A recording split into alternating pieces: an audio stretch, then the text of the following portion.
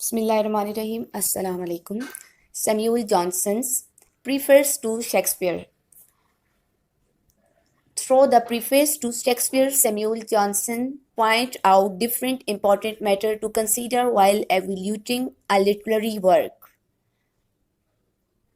Particularly, one of the reasons of this preface is to display scaffold by scaffold what Shakespeare has done in order to begin to assume the dignity of an ancient.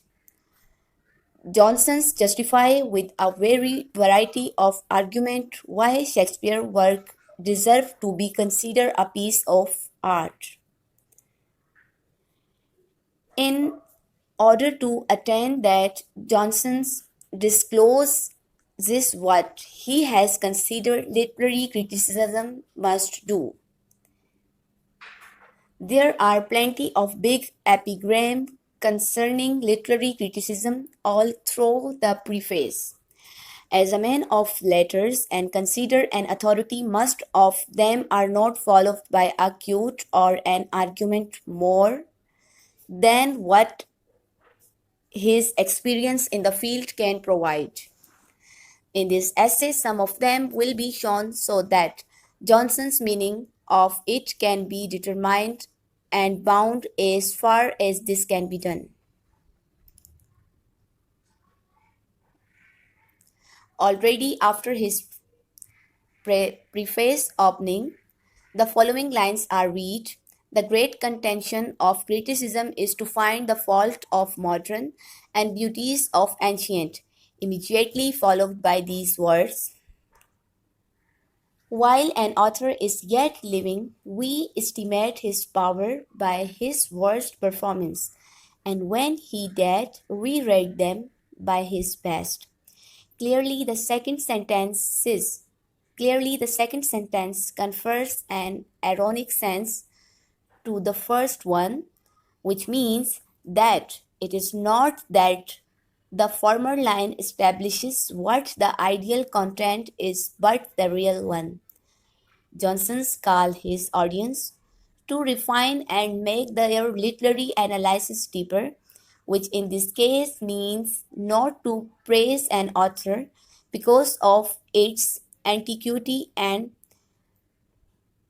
perhaps to be sensible to new form of art. So already in the second paragraph of the preface, Johnson has told us what is not supposed to be done by a critic.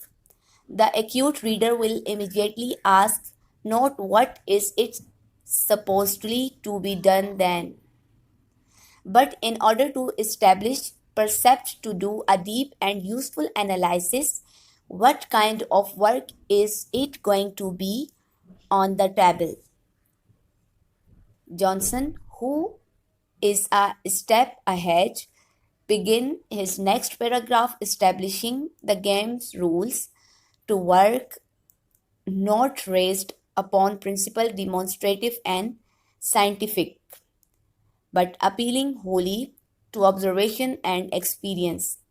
Concisely, he classifies work into these that have demonstrate and scientific principle and those rise by observation and experience. Once this is known, he strongly determines the way to evaluate them.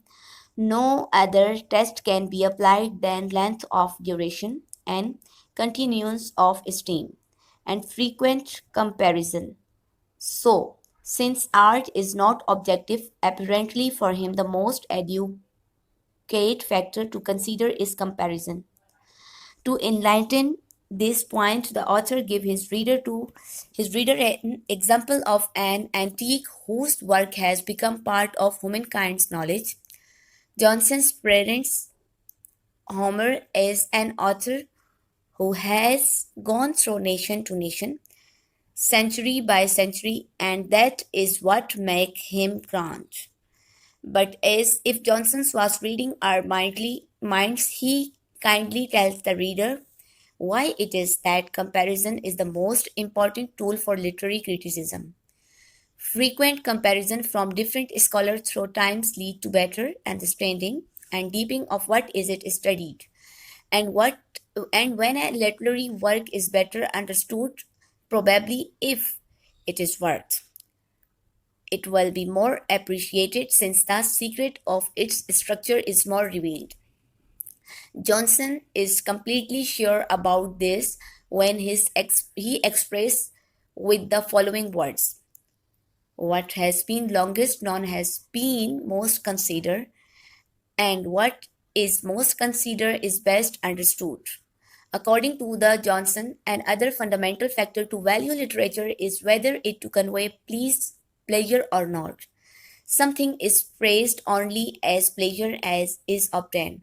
These words raise some question about pleasure. How does a work of literature convey pleasure?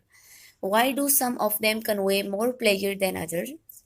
And this is where Johnson's, while talking about Shakespeare's work's value, proposed some characteristics that maybe are not only in Shakespeare but in other creation that make them valuable.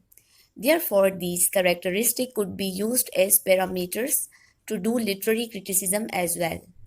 General nature, progeny of common humanity, and passion are some of the characteristics that the work of Shakespeare present. As Johnson establishes, these are some of the main topics that he develops magnificently and that make his work worth of belonging to posterity. In this term, it is natural literature, literary criticism generally deals with those subjects. That is why a good piece of art develops probably one or some of them in an original and sophisticated way.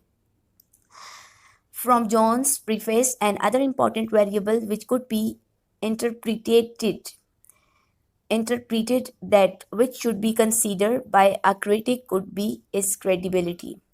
The necessity of observing the unities of time and place arise from the supposed necessity of making the drama credible. The mind revolts from evident falsehood, and fiction loses its force when it departs from the resemblance of reality. With these words, Johnson's locate credibility as a basic factor for literature in order to be good. Finally, it could be concluded that to Johnson's literary criticism, which has the aim of evaluating work, appealing wholly to observation and experience, should consider comparison, understanding topics like patience or common humanity, credibility, among others, in order to know how praise literature. I would say that for him, the most important factor is to understand the consider work by different means: comparison, credibility, or general topics.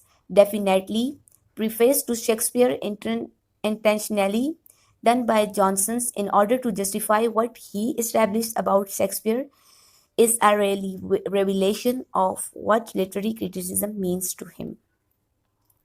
So it is all about the preface to Shakespeare by Samuel Johnson.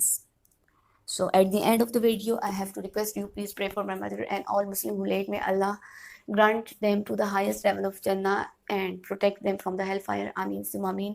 Stay recite Dude Pak sallallahu alayhi wasallam. Allahumma arham ummata Muhammad sallallahu alayhi wasallam. Rabbi irhamhuma kama rabbayani saghira. Ameen. Allah Hafiz.